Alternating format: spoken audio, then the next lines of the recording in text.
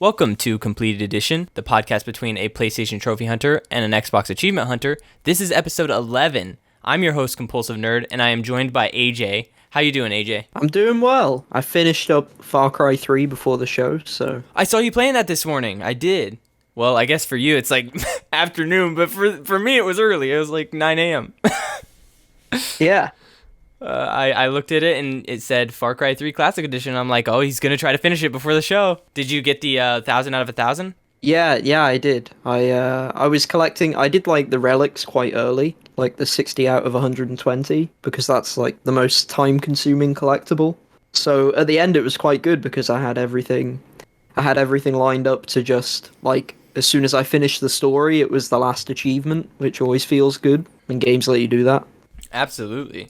It's weird, I quite like, in a sense, I like when a game has, like, a post-game, and it's good that it, like, allows you to do stuff post-game, that definitely is good, but at the same time, it's nice when you can line everything up, so you do everything, like, before the final mission, and then, like, the final mission unlocks everything. That's, like, so satisfying in terms of achievements and trophies and stuff. Absolutely. Well, I started off my week with scoring one of my friends at PS5. That was a ton of fun. I saw it on the Discord and I jumped at the opportunity because I knew one of my friends and his roommate wanted one real bad, and I scored them one. And then after that, it was like really fun because I got to like party up with him, and I haven't done that in a long time because he's been off at school and just doing so much, and he told me like I'm not really into trophy hunting anymore just because I'm so time crunched and all this stuff. And I'm like, dude, I totally get it. Then he pops his first place in PlayStation 5 trophy, and he's like, dude, my first PlayStation 5 trophy. And I was just like, dude, even if you're not a trophy hunter, there's just something special about getting trophies and like achievements. It's so fun. It might not mean anything, but it's just like a moment of like, I did something. Like I did something. And that was like really fun for us. But yeah, I went to the chiropractor this morning. I've been going for the past like 3 weeks on the days that we record. But yeah, I like slept on my neck wrong, or I had like a muscle spasm in my back neck, and like feeling pretty good today. I'm feeling loose and feeling good. I'm all moving. That's good. I that's always the worst, like when you sleep and you like sleep on your arm, or you like have your neck in a weird position, because it's like obviously you don't wake up, so you've got like hours and hours of just being in the wrong position, and then you wake up and you just feel like you're dead, like you just can't move. I've had that before with my neck, and it's like it's the worst. You're just like incapacitated and you gotta like fight through the pain to like get up and like move around. Yeah, the thing is like I've had it happen before where I've slept on it wrong, and it, like throughout the day it'll like warm up and I can finally get my motion back. But then like 3 or 4 days passed and I didn't gain any more motion. So I was like, oh, I might have like slipped a disc out, or like I might not be like aligned with my spine or something. Something's wrong. And so that's why I went to the chiropractor, because it's not like every time I sleep on my neck wrong, I'm just going to go do that. But it's been 3 weeks and I'm like back to full motion now, but it's still a little tight. But it just is like, it was some serious work, and I've never had anything like that before. So I think like my doctor was saying, you know, it was a muscle spasm, like maybe air blew on it or like something like that. It's not exactly that I just slept on it wrong. It's like the muscle spasm tightened up and then didn't untighten. It just stayed tight. So I had to start doing exercises and like trying to loosen that muscle up. But yeah, that's what I've been dealing with. I haven't been talking about it because it's like, will it get better? I hope so, but it is. It is better. It's very glad. Much better. Yeah, I'm really glad to hear that. Yeah. I also this week, my headset for Xbox and PC, I've had it for like, I must have had it for about 7 years or 6 years, and it's like really old now. Like the ear cups are like falling apart and the headband's like all messed up and everything. So I got a new headset. It was the SteelSeries Arctis 9X, and it worked for like 2 minutes, and then it totally broke and wouldn't turn on again. So I've had to return that and get a new one that arrives tomorrow, and hopefully it doesn't just like kill itself like the one I got earlier did. It's so annoying because the headset is so comfortable, and like the audio quality was great for like the 10 seconds it worked, and it's like why do you have to do this to me? But basically I connected it to I had it connected to my Xbox, and it worked great. And then I connected it via Bluetooth to my phone, and it also worked pretty well. And I could connect it to both at the same time, and I could like listen to Spotify on my phone while playing some Far Cry, and it's like this is sweet, like everything works great.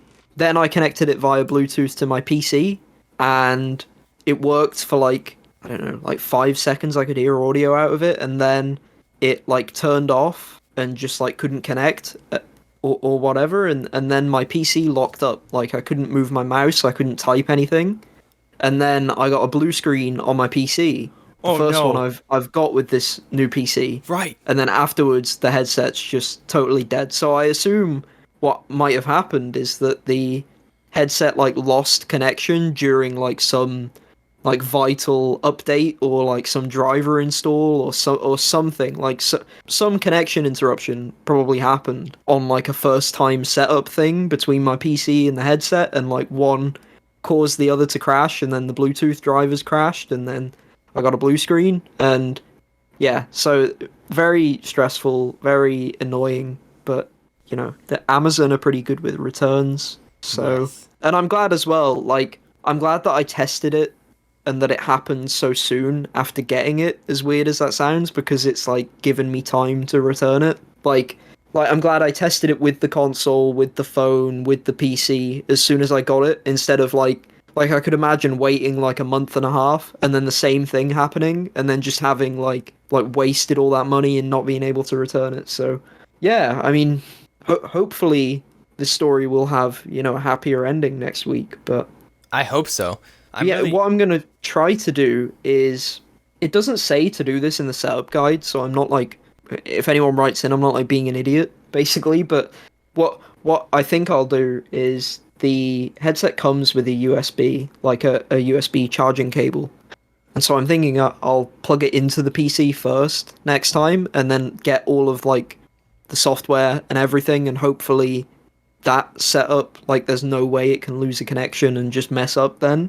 And then also Xbox have this, so I'm sure it's the same for PlayStation, but with Xbox they have this like wireless standard that the controllers connect wirelessly, they don't connect via Bluetooth, they use wireless, and you can buy like a little adapter for like £30 or something, and you can plug that into your PC and connect controllers to your PC and headsets to your PC.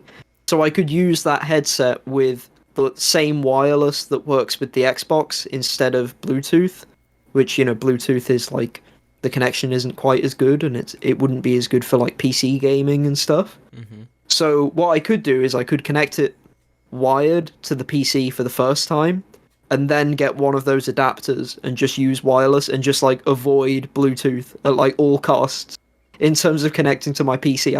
I think that's going to be my plan when I get a replacement, and hopefully it doesn't break. If it breaks, I'm gonna lose my mind. But I'll lose my mind too, dude. I relate with you like on an old headset that's like falling apart. I got back when Uncharted 4 released back in like 2016, I got a gold headset for PlayStation, and it was like limited edition like Uncharted one, and I still have it, but like the earpieces are like pleather or whatever, and it like peels off, and then the top of it is just like no longer padded. It's just so old, but I still had that son of a bitch. So I relate with like an old headset. But man, I really hope that headset comes through for you, because it sounds like a lot of trouble just for a headset. yeah, it's like there's no. It's annoying as well in a sense, because there's no other. Like I really want that headset to work, hmm because it's like, if you look at all the reviews, it's considered like the best gaming headset for Xbox essentially, and you can get like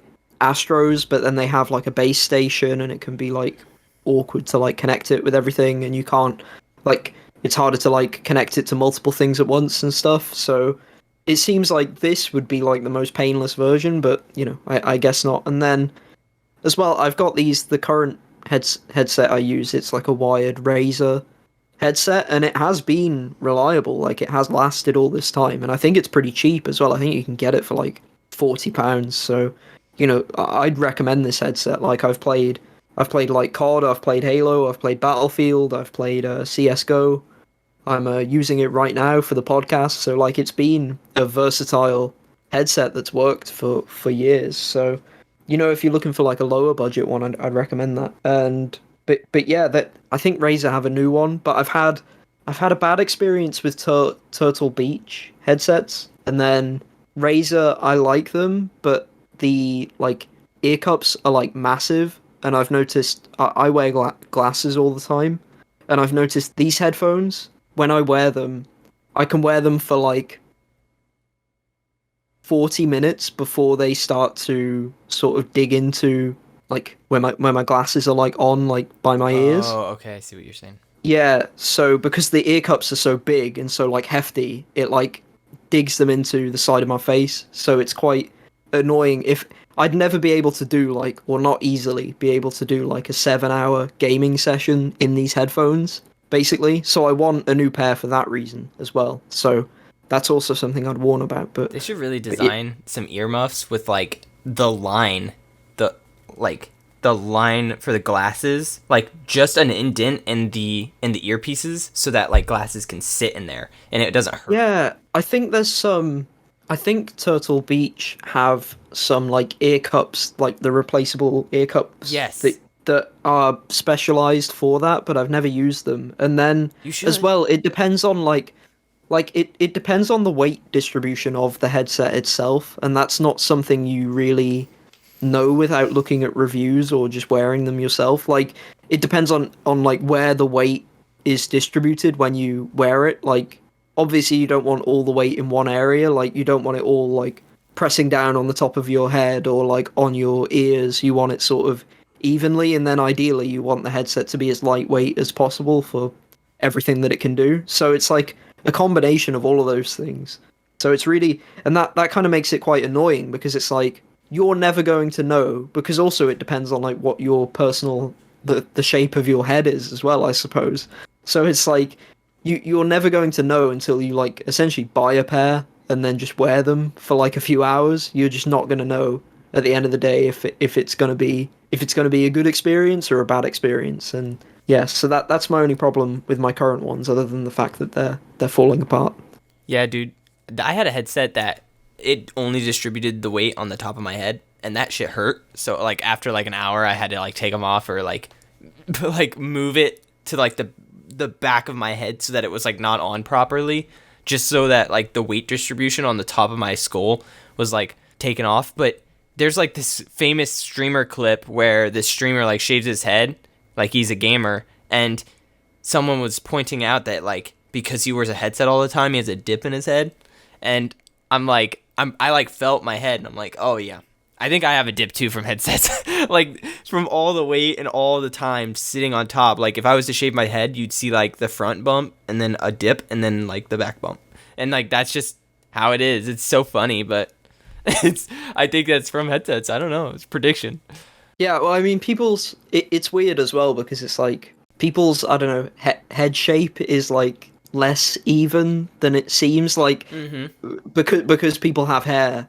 obviously, and people, with haircuts, they make it so it looks even.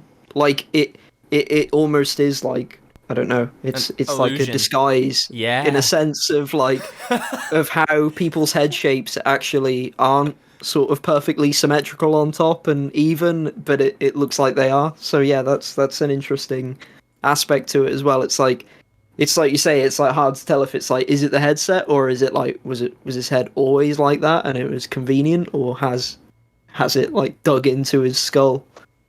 Yeah, for real. That's exactly what I was thinking. Well, before we jump into what we're chasing, I do want to take a minute and just like thank all the people who are listening, because I keep getting messages on PSN and all over from on Discord and stuff, and from trophies and achievement hunters, both like people who listen to the show, and I can't appreciate the people that listen enough. Like it's really nice that you guys do that. So thank you.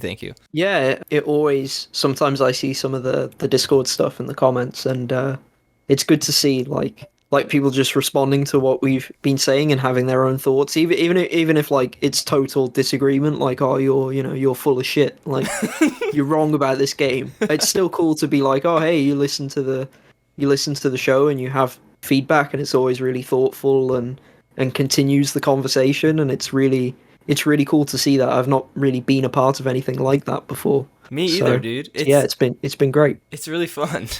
But let's go on to what we're cheesing, and I know for a fact that you want to talk about Halo, so let's go. Let's go, Yeah, Noah. I mean, first I was gonna say I played some more Call of Duty, Oh, okay. uh, and the session was marginally better. Like last time, I was very negative, I'd say, about the game. But I still don't really like the game that much. It's still got all the problems I said before. But I think I play every Call of Duty when it comes out. It's like a problem, and I'll probably play this one as well. I wanted to say on multiplayer games, this totally applies to Halo as well in a different aspect. But the best time to play a multiplayer game is like as soon as it comes out, because people don't know the meta in terms of the weapons. They don't know how they're going Right. to run around the maps. They don't know all the spots to camp in. They don't know the best perks and the best setups. So everyone's sort of learning at the same time, and it lets you sort of outpace other people and also mess around more as well. Like you can use like goofy, where you can run around with a flare gun or whatever, like whatever wild stuff you want to do, and there's more like leeway to it, and you can mess around with friends as well. Like the best time to get into a multiplayer game, unlike a single player game where it's like you can play it anytime, doesn't matter. Best time with the with the classic Christmas noobs, because but ideally you get it at launch, and then you like play it for a bit, and then you stop, and then you come back on Christmas Day to just like wreck all the kids that have got the game as a present. So it's like with this Call of Duty, I'm still gonna buy it, and I still feel like I'm going to get probably 10, maybe even 20 hours worth of fun out of it, which is weird because that's probably like one prestige, maybe like one go through max rank, or maybe I'll fall off around like level 30. But in terms of like a dedicated multiplayer experience, that's pretty bad. But then you think about it compared to like other games in terms of entire games can be like 10 hours long. It's actually not too bad in that sense. Like, so part of it is this with Call of Duty, this weird like Stockholm syndrome that I've got where it's like I need to play like every release, and it's like they've just totally got me. Like it doesn't matter how badly the game treats me. I'm getting it every year. But at the same time, it makes sense in terms of like logically because of how it's best to play multiplayer games at launch, and then also the fact that even if it sucks, you can at least have a go on like every map on like 3 or 4 game modes, and then get up to a decent level, unlock some guns, have some fun with the progression system at least, and some of the combat, and maybe get some good clips out of it. So it's still worthwhile, but I'm kind of begrudgingly accepting that it's worthwhile. And then I played Halo. I played the Halo Infinite technical preview, and a similar thing with this. Like I want to be there at launch but for this game, I feel like people are going to get extremely good at this game very quickly, and that's going to be a problem if you're not there at launch, because this game has so much depth to it. It has so much variety to it. The maps are so well designed. It's crazy how good this game is in terms of the multiplayer. It's the best, it's the most fun I've had with Halo multiplayer since Halo 3 or Halo Reach. So I'm really enjoying it. I'm really impressed. I love it. Part of me doesn't want to play any more of it because I'm like I didn't play any on Sunday. I played some on Friday and Saturday, but I skipped both of the sessions on Sunday. And part of me is like, do I even want to play anymore? Because I want some of that discovery for when it launches. I don't want to know too much about the other maps and the other game modes, because I'm enjoying this so much. I don't want to like burn out on it before release, because they've been quite generous with these tech previews, these betas, because they had one before that I didn't get into, but then they have this other one now that it gives you like 2 sets of 4 hours per day where it's open, and then that's on Friday, on Saturday, and on Sunday. And then outside of those hours, you can play against bots, and you can also play these training drills as well, where it's like a firing range where you test out the weapons. So you can get a ton of hours in. I saw someone on Steam, they've got like 46 hours played or something. My Like God. they've played a ridiculous amount of this game, like a huge amount of this game. MLG, And the dude. game's nowhere near out yet. There might be like another beta before it's even out. Wow. So yeah, I wanted to say as well. Yeah, so I think the weapons are all really cool. I think the map design is amazing. I don't know if you have any questions on it. I realize I've just talked like so much already about both of these games. So if you've got anything to ask about or whatever, go ahead before I continue. I just want to know because this is something that I'm a little bit blind on, and maybe you might not know this either, but like, does multiplayer come into effect, especially with the separation? Because multiplayer is going to be separate as like free to play from the campaign of Halo. Will that affect reviews in any way? I don't think so. Sometimes it depends on the outlet. Is the first thing because I remember with Call of Duty and with some other games. I think it might only be Call of Duty, but I don't know if you remember when it happened with Modern Warfare in 2019 and it happened with Black Ops 4, where like for Black Ops 4 you had zombies, you had multiplayer, and then you had Blackout, which was the battle royale mode. What IGN did was they got like three separate reviewers to like or did three separate reviews. I'm not sure if they were separate reviewers, but they had three separate reviews for each like aspect of the game and they all got a different score. And I remember even with like Modern Warfare 2019, they gave like the multiplayer like a 6 out of 10 or like 7 out of 10, but then they gave the campaign like an 8 or a 9. And then like it ends up evening out so that the game gets like an 8 or a 9 or something. Yeah, so I don't know. I think it's possible that they'll do that for Halo, where they have like one guy, they're like, you just focus on the campaign and you get like a review written, and then someone else gets a review written for the multiplayer, and then they like average out the scores and then write an overall review that has like half like aspects from the two separate reviews combined. I could see some outlets doing that, and you're right in terms of the like business model of the game. The multiplayer is completely free to play, and then the campaign is paid or on Game Pass. So for me, it won't make a difference because it will be quite seamless in the sense of that I already have Game Pass. Also, I'm getting the Halo Infinite Xbox Series X. I managed to somehow get a pre-order for it, which Whoa. I'm so lucky for. Basically, I didn't get a pre-order when it was announced, Right. but I was in Lincoln, which is the nearest a nearby city to me, Hmm. and I ended up there's like a small game shop there, and I just went in, and this was like a week or two after pre-orders went live, and they just had one in stock. Like I just asked, and I guess no one else was asking, so they just got me one pre-ordered, and I was totally not expecting that at all. So I think that comes with the game. So although it doesn't matter either way because I subscribe to Game Pass and one half's free to play. But Right. yeah, in terms of reviews, I don't know if they'll split it up. I think it is interesting because we know not too much about the campaign, and the campaign looks like the area where it will pretend like people seem pretty like it's not just me. People seem pretty hot on the multiplayer right now. Like everyone I've spoke to that's played it is really enjoying it. I've seen like streamers as well.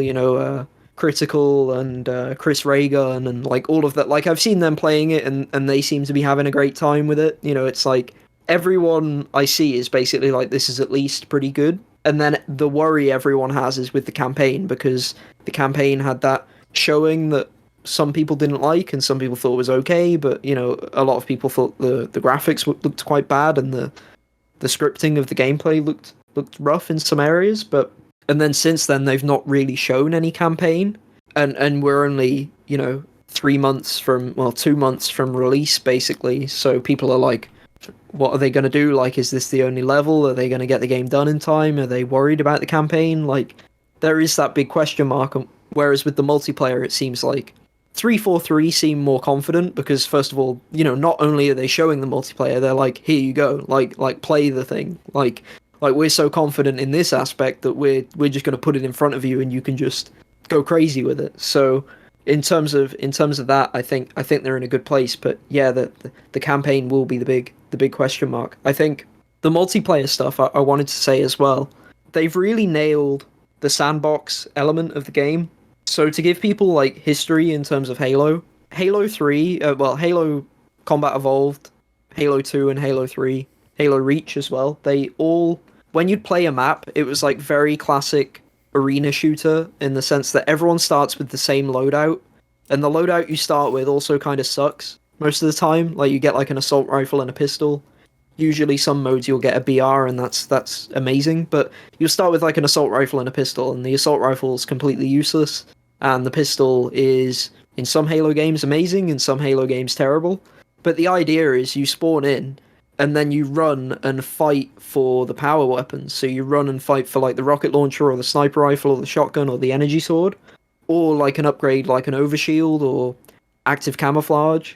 And that's like where the battles take place, and then you get like a more powerful weapon if you get there first or if you fight someone, and then it sort of snowballs, right? Like if you're good enough to win the first gunfight and you get a rocket launcher, then suddenly like you're on top of the world. Like at that point, like you're even harder to take down. So it has this like momentum aspect to it. But then in Halo 4, they let you pick loadouts, and the starting weapons were a lot stronger as well. And also you could get these things called ordnance drops, which were basically kill streaks. Like you'd go on a kill streak and then you could choose what you have like drop in front of you, and it could be like a really powerful weapon. So that changed the game from being like an arena shooter to more of like a just like a standard like Call of Duty style multiplayer game. And people didn't like that, obviously. And then in Halo 5 they sort of had like more of a hybrid, but this game is back to classic Halo. I will say the pistol and the assault rifle are both pretty good now.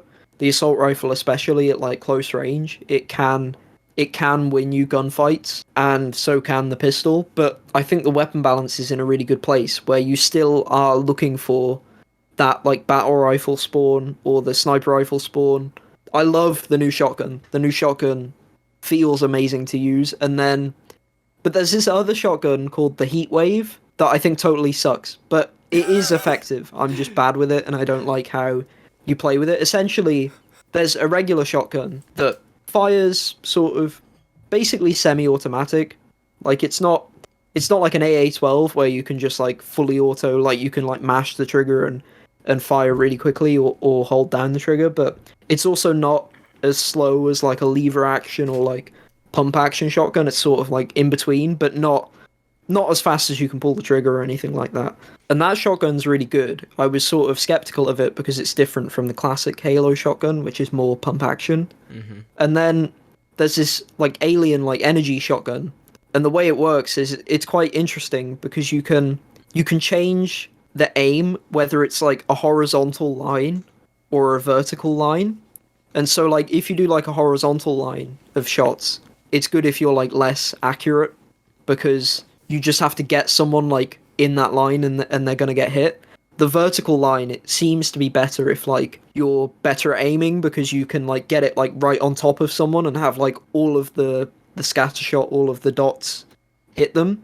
And then the other interesting mechanic with that gun is the shots bounce around corners and around walls, so you can like shoot like into the wall and it'll like go around the corner. But what that means is the fact that you can do those two things. Again, I think they've been quite smart with the balance. Is that it's also harder to use in terms of the damage isn't as good. Like if you just have the standard shotgun and you just run into someone and shove it in their mouth and pull the trigger, like it's going to be a lot more devastating than this other energy shotgun because of the fact that you have like these other ways to play around it, like bouncing bullets around corners. Right. So it's balanced well, but I just think it's really hard to use right now. But again, this is like what I mean. Like people are going to get so good at this game where it's like you're going to be getting killed like around corners and like, I mean, it's the classic Halo as well where you'll run after a guy and then he'll go around a doorway and he'll like jump behind you and then backsmack you and just kill you. Like there's so much stuff you can do as always in Halo that it's going to get insane. And then the other thing I wanted to say other than the weapons is the equipment feels amazing as well. So the two new pieces of equipment that stand out the most, there's a grappling hook, which, is in everything, right? But it's a good I'm really happy with the grappling hook because different games are like more or less strict with what you can get away with the grappling hook. So like Doom Eternal, for example, with its grapple, you like shoot it at an enemy and it like takes you straight to that enemy, and that's basically almost like the only way you can use it. I think you can use some momentum and swing around with it, but it's pretty hard to do and it's pretty unforgiving.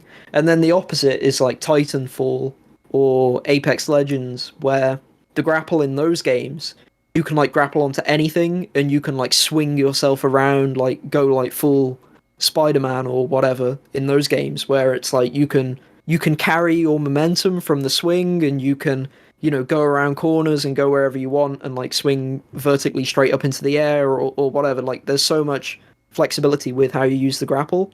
And Halo Infinite is sort of between the two, but it's more towards the Titanfall side of things.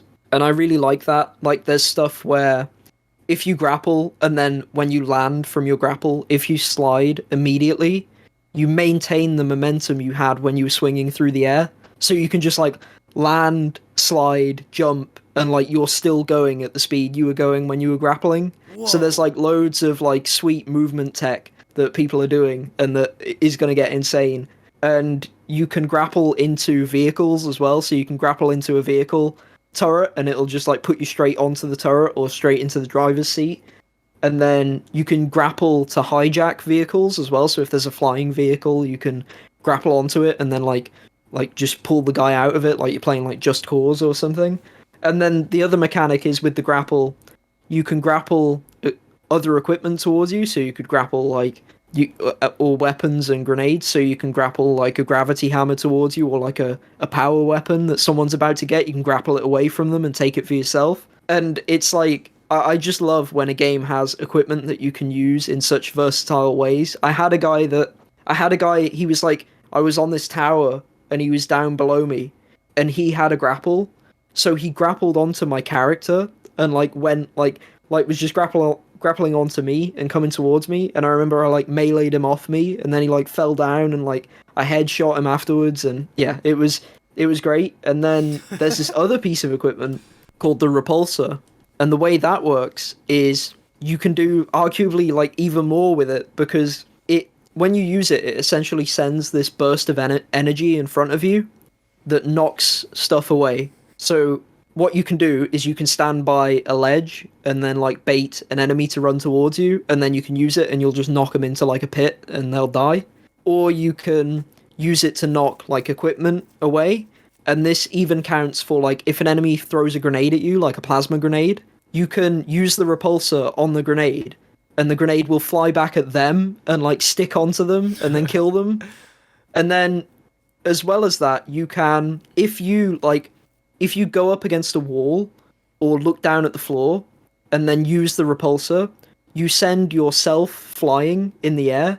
So I saw this clip from Chris Raygun where a guy was chasing him and he ran around the corner and then he repulsored the floor while he was looking at the floor and it sent him flying up in the air, and the guy who ran around the corner chasing him just like couldn't find where he went because he had no idea to look up like into the sky. Right. And so he just like totally got away from him and then just killed him from behind.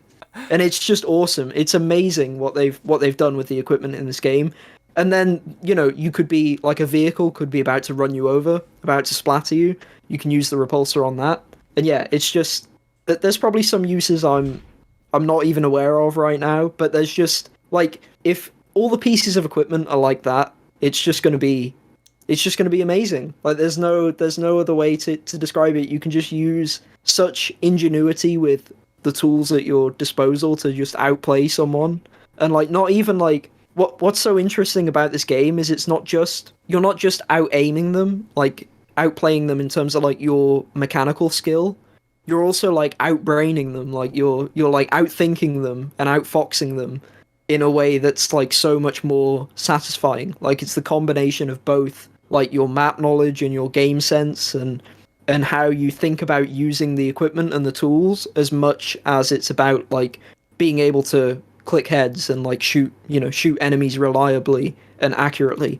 So it's got that like really good interplay between both of those sets of skills. Right. Yeah, I'm enjoying it so much, and I can't wait for the full game at this point. I think it's going to translate well. Like the mechanics that you are describing, I think will translate well to the campaign. I can't Oh imagine. yeah, yeah. I'm hoping. Yeah, I can't imagine that it would be different. So that's a really good sign for Halo. Yeah, what's crazy is that these games I've been playing, it's like it's making my mind race because all of the multiplayer stuff that they've like allowed us to play is just 4 versus 4. So it's like 4 people on your team, 4 people on their team. So it's like imagine how crazy it's gonna get when it's like 12v12 or like 16v16 or whatever it is. Like it's just and like when there's tons of vehicles going around and like bigger maps, like it's like they're like, oh, here's like the small scale game mode to just like whet your appetite and like let you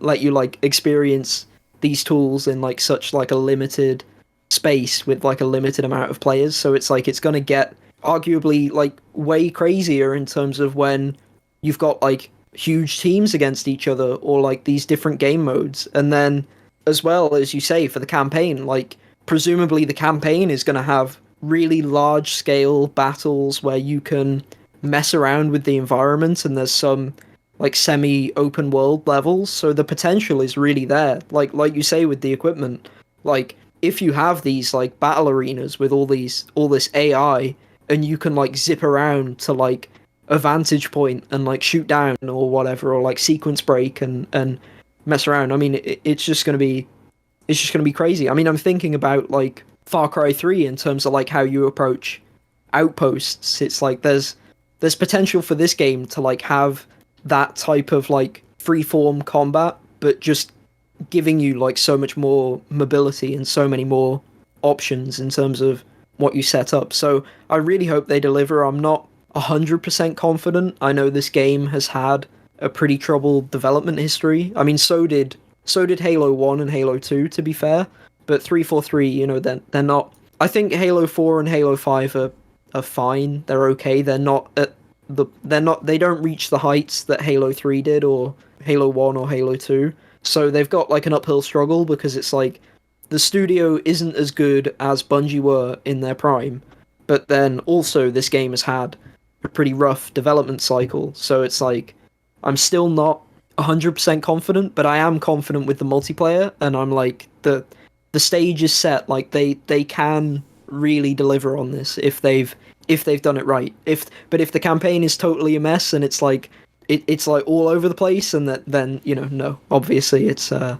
going to work out. But I'm excited for the multiplayer at least, and it's made me have so much fun with Halo again. So I appreciate that.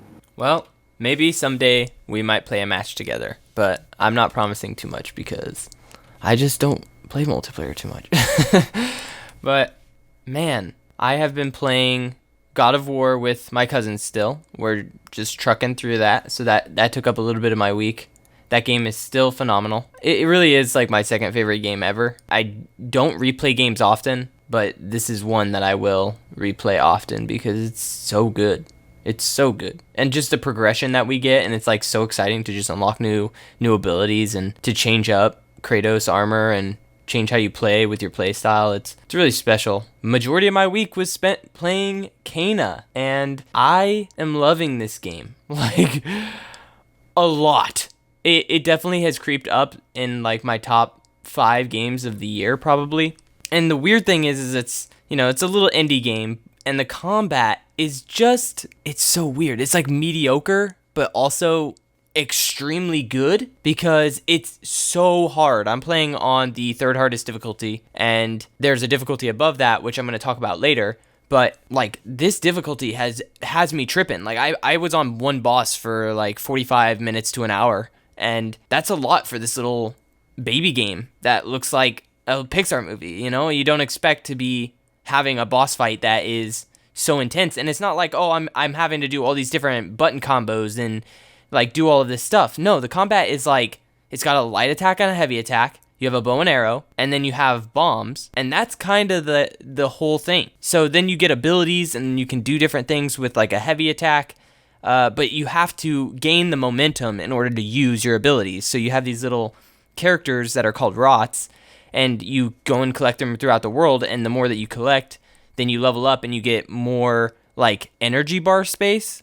I don't exactly know how to describe that, but when one fills up, you can use your little rots to do an ability, and like you'll have a special attack, or you can stun the boss, or you can stun enemies, do whatever, because you can sick them on the enemies. And it's just such an interesting game because you can't just be like, oh yeah, this is like Dark Souls is gonna or Sekiro. It's not gonna be like an immediate like you have to counter and change your stance and do all this stuff. No, it's very base. It's very easy with heavy and light attacks and bow and arrow and bombs. That's it. But the bosses have such incredible animations and such incredible attacks that it makes you watch and learn what they're doing, and you want to try to like parry it and use your shield. But the thing about the shield is like when it gets hit, it takes damage, and then when your shield runs out, you'll take damage, and then you have to wait for your shield to recharge. And it's just like the balance of the gameplay of dodging and then, managing your shield and running around and trying, like, the bosses have different stages. So they're getting more ferocious and throwing different attacks at you and doing all kinds of cool stuff. And I'm just in love with this. And like, I'm actually going to transition this into the topic on the table because it's about this difficulty that I'm struggling with, and people on Discord, in a Platinum Discord that I'm a part of, and in the Last Stand Media Discord, they are talking about this workaround with the hardest difficulty. You can just pop it in like 30 seconds instead of playing through it on the hardest difficulty. But I kind of want to do it. I just not like pop it easily. I want to play through on the hardest difficulty because this game is hard. It is so hard. I still haven't beat it yet. I'm probably like 8 to 9 hours in, and that's like around the time that the playtime runs. But again, like I said, it's just really hard, and luckily they've been patching the game because at first, whenever I was playing this, the parry was not timed correctly, and that can really fuck up gameplay. So I would do the parry, and then it would just take shield damage, and I wouldn't get the parry. But now it's been patched to where you can parry much easier. There's like a bigger time window, but it doesn't make it easy. It still is difficult, and that like it's risky because if you get hit on this difficulty, it takes a huge chunk of your health, like a third to a half, and it just is very scary to be like running around, and there's so many different enemies, and you're trying to watch projectiles coming in, because it's like layered, as in like there's like close range enemies, and there's long range enemies, and then there's usually like a boss type enemy running around, so you're watching him, like, so you don't get just pummeled, because the little guys won't do as much damage, but they're still gonna take away your health. And it's just so interesting, because like I said, this combat it's not God of War. It's not gonna be an amazing third person action combat game. It's just a really cute game that has such interesting, mediocre combat that makes the game so enticing. And I mean, that's something I haven't even talked about. Dude, this game looks like probably the most beautiful game I've ever seen. And it's not anything to do with like graphics or anything like that. It's more about lighting, what they do with lighting and colors. It's so colorful. It's so pretty with the art style and the visuals, and like, I'm not gonna like plagiarize or anything, but I watch girlfriend reviews sometimes, and I kind of wanted to get their thoughts on this, on what they thought of the game. And it was so funny because, I'm a big Breath of the Wild hater, and I was watching girlfriend reviews, and Matt was just like, Nintendo, come on, look at this game, come on. Why can't Zelda look like this? Like, why can't Zelda look like this? It looks so good, dude. It looks so good. I don't understand like how such a small indie developer can make a game look so freaking beautiful. And there's like this specific part where there was a storm going on in a forest, and just the way the moonlight is like coming through the trees, and the lightning is like flashing between the leaves, and everything is just looking so good. And then the realistic flash of light, and then you can't see for a second because it was so bright. I just don't know how they're doing such incredible visuals on a game that's, a little tiny indie game. And I hope the game is succeeding, but I don't know. But again, let's go to the topic on the table, which is like transparency with hard trophies, or trophies that are worked around. We've talked about this before because some trophy guides are written where it's like trophy and achievement guides are written with like 2 out of 10 or 7 out of 10 if you do it without the workaround or the glitch or whatever the hell. And I was just in this Discord, and it brought like this really interesting thing that I saw. And, we could just end the argument real fast if we just said, just play how you want to play, which that's fine. Play how you want to play. But there is still this level of like, we all communicate with trophies and achievements and saying like, oh yeah, I got this. And now there's a controversy when you bring up that game. Like, I platinumed Kana, and then someone's like, before the patch or after the patch? As in indicating, did you play it on the hardest difficulty, or did you cheat the hardest difficulty and get it by just doing the workaround? And it's something that people will check timestamps on. People will shame you and just be like, you should have tried it on the hardest difficulty. And it's like, well, how do you balance that? Can you just come out and be transparent? Because like Resident Evil is another great example of a game that does this, where you beat it on the hardest difficulty and then you unlock infinite ammo. You unlock rocket launchers. You unlock things that make it easier. And it's like, do you just come out and say, I use that stuff? I just use that stuff. Is it just like, doesn't matter. You did it. It doesn't matter. So I just have a question, like, how do you see this stuff? I think that it depends on, like, I don't really think, so using Resident Evil as an example, or even like a patch from the developers, I don't really think that is like a workaround if it's just like in the game in front of you and you've just like got it. Like, you're basically being encouraged to use it, or like steered to use it by the developers. So I think that's like completely fair game. I think if people want to challenge themselves, they can do so. Because, I mean, at that point, it's like, people play Dark Souls, and they play it, like, without getting hit once. And if they get hit, they, like, restart the whole game. And it's like, wild. You can do that. I mean, I've done, in Dark Souls 1, I got about 3/4 through the game. I got to the Four Kings boss fight on Soul level 1. I never leveled up my character at all, which meant that I died in one hit to every enemy. It meant that I couldn't wield most of the weapons in the game. I ended up getting, I think it was a club, and I ended up managing to get like lightning +5 on it or something, so the weapon still did fairly decent damage, and I didn't wear any armor, and I just dodge rolled through everything, hoping to maximize invincibility frames, because if I get hit once, I'm dead.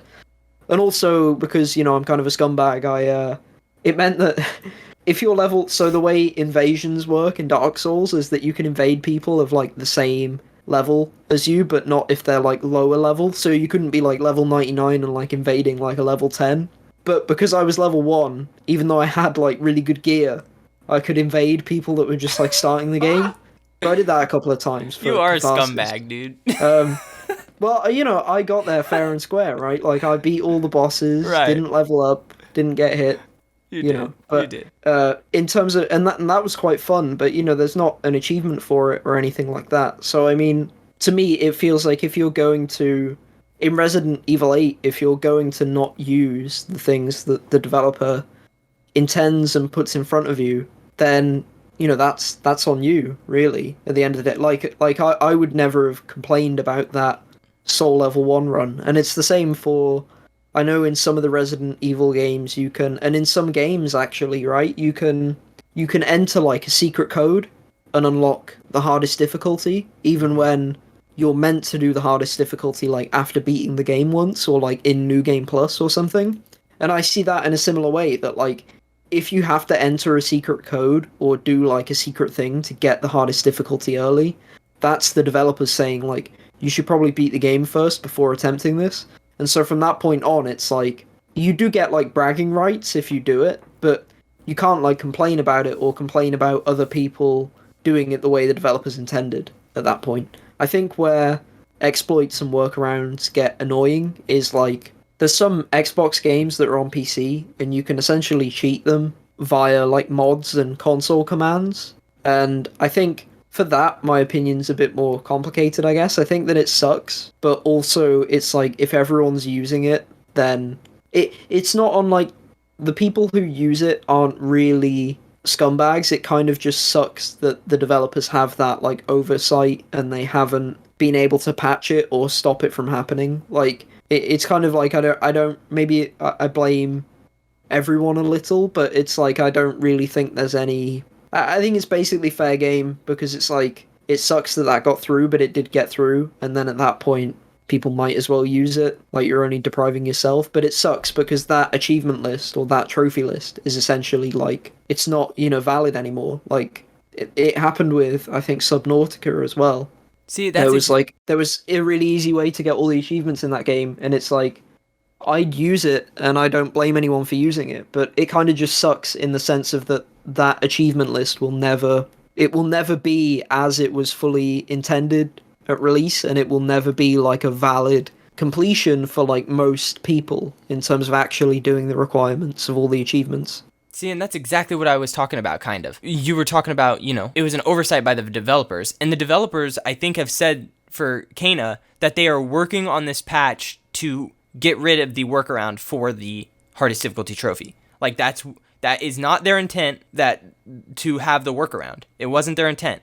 Their intent was to block off the hardest difficulty so that you play the game and you understand how hard it is, because it is hard. And then you take that experience into the next playthrough and you freaking destroy it. And that's what I'm going to do. But I'll tell you right now, like, I have gotten better at the game by playing it. And that I'm going to have to carry all the knowledge that I have into my next playthrough and really focus on each enemy and, like, how I'm going to build the character from the beginning so that I don't get fucked in, like, my first boss fight, so that I can continue to make progress and not be stalled. But it's like, just like you were saying with the oversight, it's just like this list is kind of ruined as of this moment. And that's where I'm saying people will check the timestamps on the people's profile of, like, when did you get the trophy? Did you get it pre-patch or post-patch? Because if you got it post-patch, then that means you worked hard and I'll give you the respect. If you got a pre-patch, it's like, well, I mean, you might have played it on the easiest difficulty and then just popped the hardest difficulty very, very easily with the workaround. And that's fine. I'm not going to tell anyone not to get like trophies the way they want to, but I think that we talk about the kind of the sanctity of the systems, and like if everyone could just auto pop every game, then it would mean nothing. And like we want to keep the idea that we earned these and like we go for the challenge. And that's like where the whole debate kind of comes in, is like, I want to do it for the challenge. It just sucks because I'm on two sides of this, because I could do it in 30 seconds and move on to the next game. Do you know what I mean? But then I might take another week because I'm trying to beat this on the hardest difficulty. Well, I wanted to say as well, like, this is a perfect time for me to interrupt, because this is totally, like, there's no way to say this in a logically consistent way because it's subjective, but I feel like it's less bad if the exploit is immediately obvious, and also if the game isn't a banger. Like, if the game just sucks. If the game sucks or is mediocre,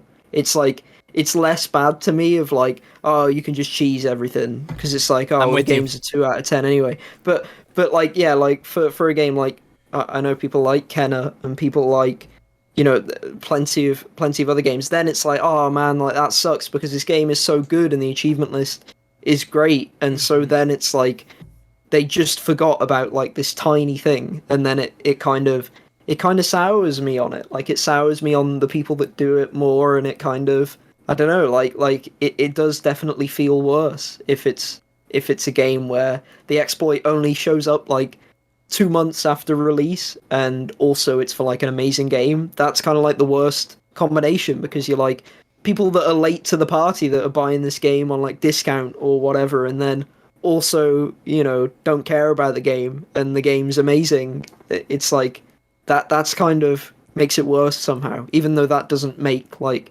there's no like way to write that into like a principle that makes sense in anything that's objective. Dude, it's so funny you mention that, because I was about to talk about Returnal and how it works in the opposite direction. When Returnal came out, there was some RNG glyphs that you had to find, and the way that Returnal works is like, it's not procedurally generated, it's randomly generated.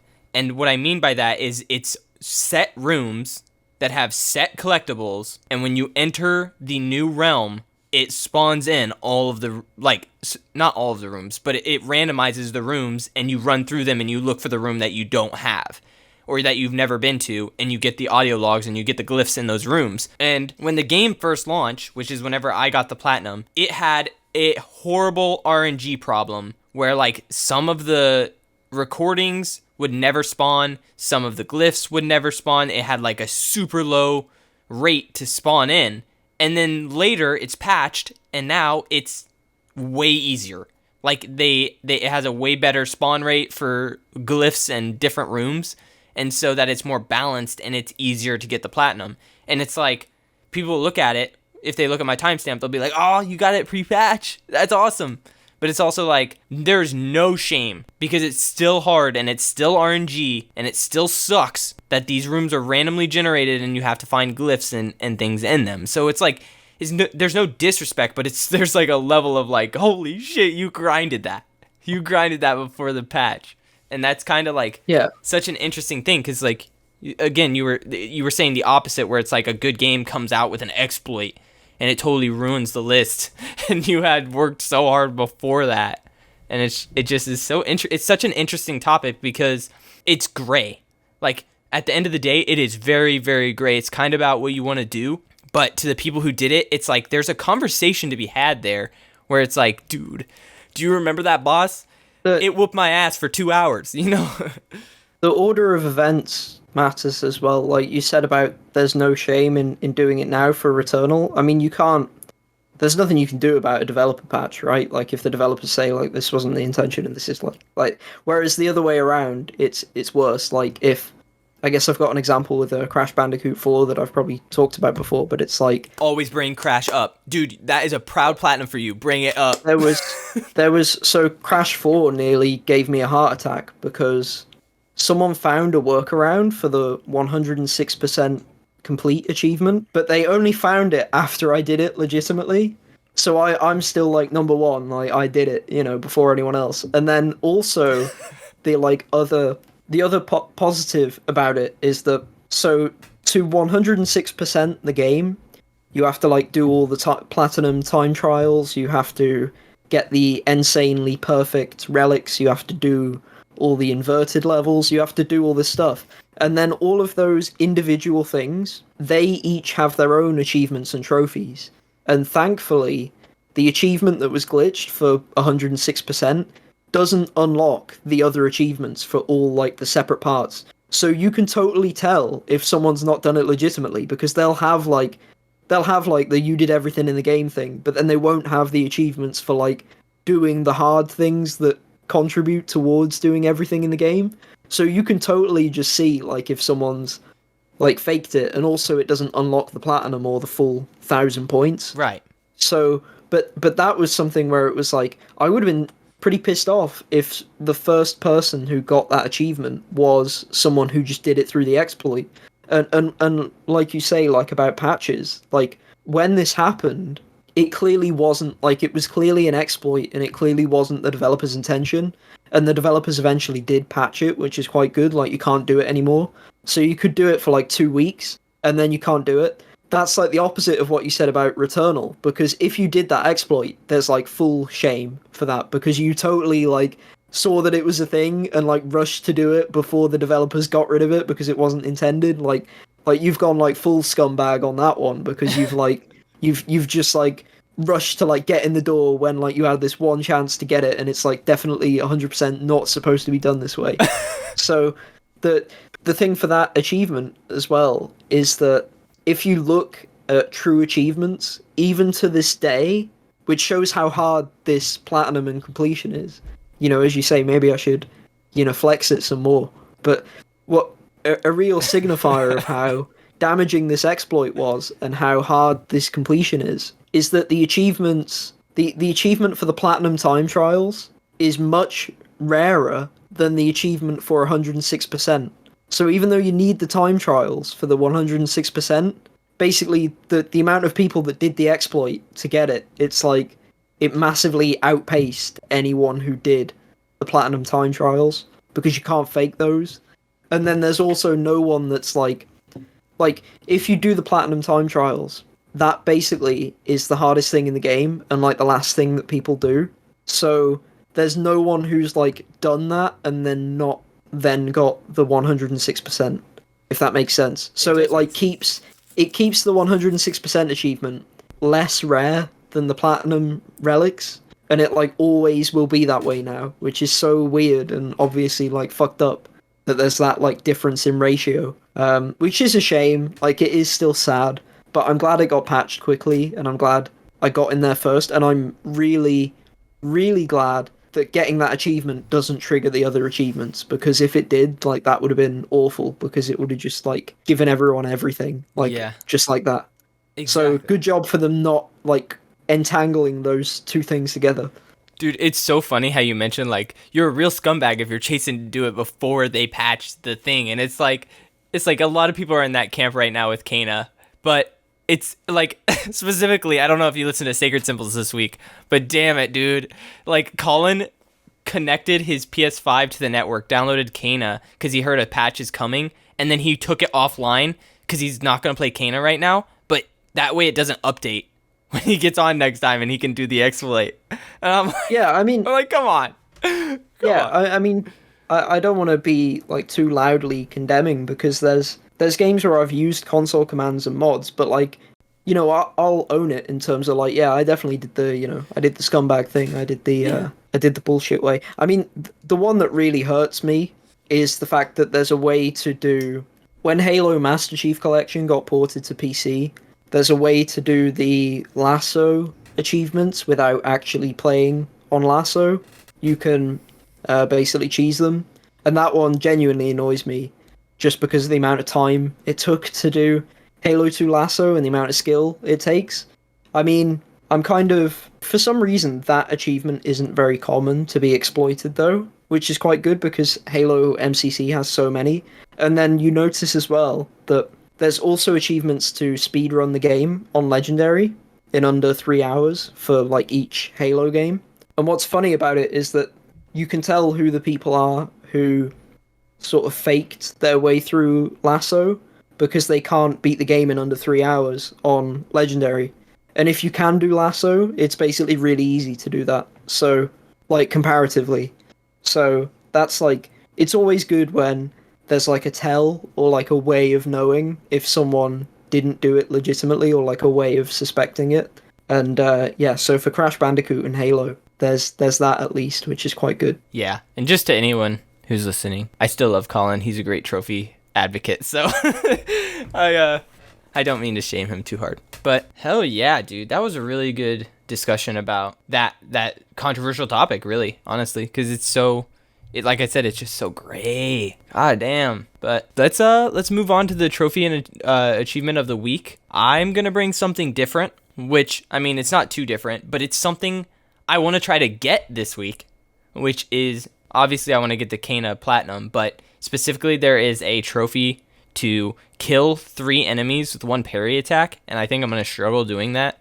So it's called Triple Threat, and it's something I want to go for this week, and I think that will be really fun. So I will update you if that trophy of the week comes through. Yeah, that's great. I mean, yeah, for me, last week I talked about Curse of the Dead Gods and how it had like one name achievements and it had that like theme that's Yeah. consistent.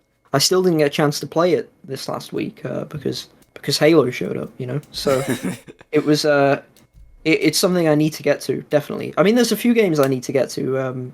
I want to try out that game Moonlighter as well. It's like another roguelite. That's the one where you own a shop and you sell stuff that you collect in the dungeons in the game, and so it's got this almost like simulation aspect to it, and then also this roguelite dungeon crawling aspect to it. So it seems interesting. Yes. There's a lot of really great indie roguelites and really great games that are like they have like a really cool premise and like a cool gimmick that you know that even if you don't fall in love with it, like even if it's not sort of that top tier of roguelite, you can still get like this really fun and unique experience. And also, the great thing about roguelites as a genre is that for the most part, I mean, some games like Returnal, get longer, but for the most part, one run is like 40 minutes, like max, or maybe like 2 hours, 3 hours, or something. But in terms of one run, like you can have a go and sort of see what the game has to offer pretty quickly. Whereas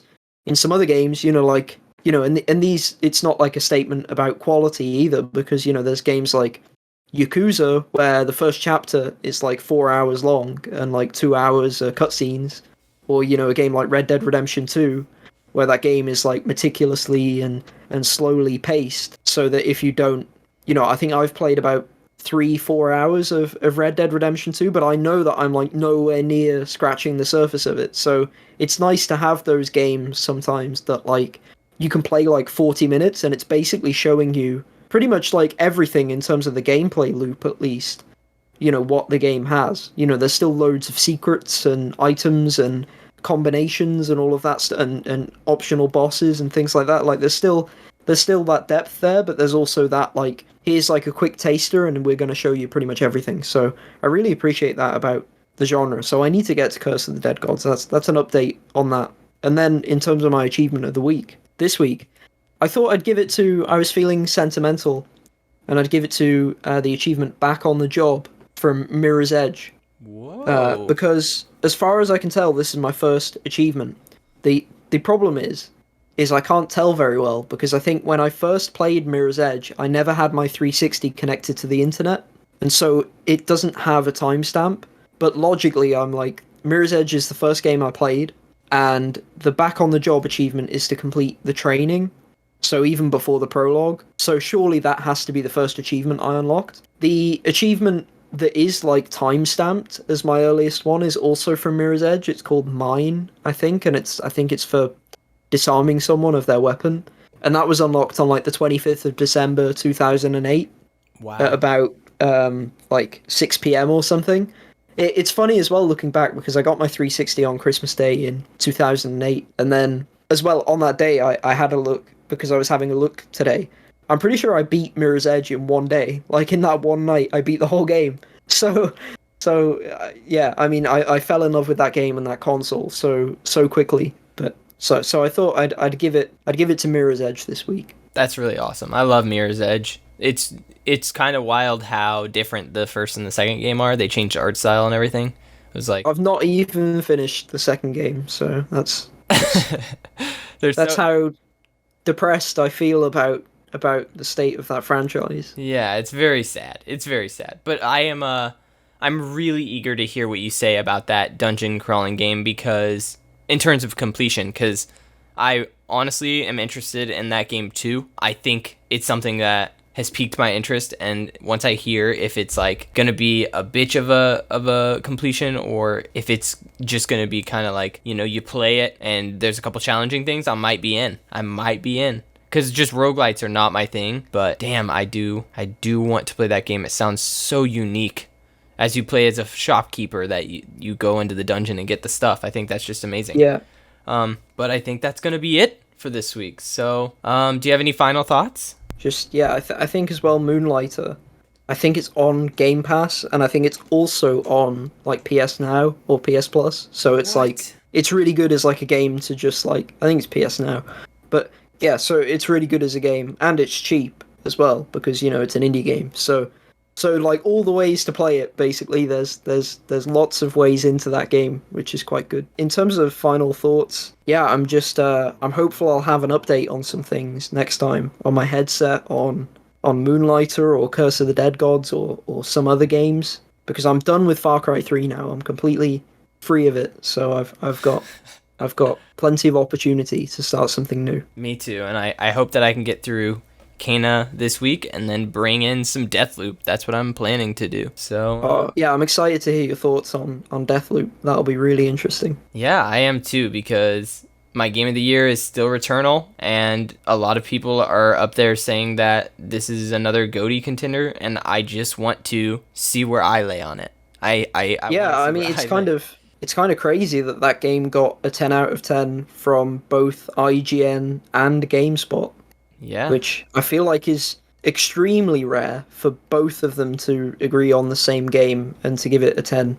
It's strange because a lot of other reviewers and a lot of other pundits didn't really follow with that. Like they gave it like an 8 or like a 9 or said like it's good but not amazing. So it's odd to have that sort of distribution of scores, because usually if like the big two, I guess, in terms of gaming outlets, if they're giving it a 10, usually you're looking at like a Red Dead Redemption, GTA 5, like a God of War, like you're looking at something that is like viewed as special by basically everyone, and it seems like that's not everyone seems positive about the game. Like people seem to be like it seems to be getting like at least like a 6 out of 10 from people. Like people seem, I don't know, it feels like it would be viewed as disingenuous if people were like, this game totally sucks, like it's terrible. Yeah. So it's doing well, it's doing fine, but it's interesting. It'll be interesting to see if you're like if it can get to that 10 out of 10 level for you, because it seems like that, despite it being from those two outlets, it seems like it's quite rare. Dude, 10 out of 10 does not happen for me very often. And I mean, even Returnal as my game of the year is like a 9.5 for me. Like, the game does such an extraordinary thing for, like, I don't even know, roguelites, but not in a 2D traditional style, or even, like, it's just the very first one I've ever seen that's, like, 3D and, like, arcadey. It's so weird. It's such a weird game. Like, it really is. And I love it so much, but yeah, it's rare. It's rare as hell for me to give something a 10. A 10 is usually like a masterpiece that I will replay over the years until a sequel comes, or who knows. Like, it just is. It's a very rare thing for me, but I still want to know where this lands on my feelings of like game of the year, because I need to start thinking about it. It's already fucking almost October. It's ridiculous. Hey, maybe we'll have an episode about that. That'll be fun. Yeah, it'll be interesting. We might not even bring 2021 games. We might just do our favorite completions, like our game of the year completions or something like that. That could be fun. Yeah, definitely. It could be, yeah. Fun completions can sometimes be different to favorite games as well, so that could be interesting. It really could be. All right, well, I want to thank everyone for listening. Peace out and happy hunting. See ya. Thank you so much for listening to Complete Edition. If you like the content, consider supporting us on patreon.com/completionclub. If you have any questions or would like to reach us, email completionclub@gmail.com. Thank you for listening to Complete Edition.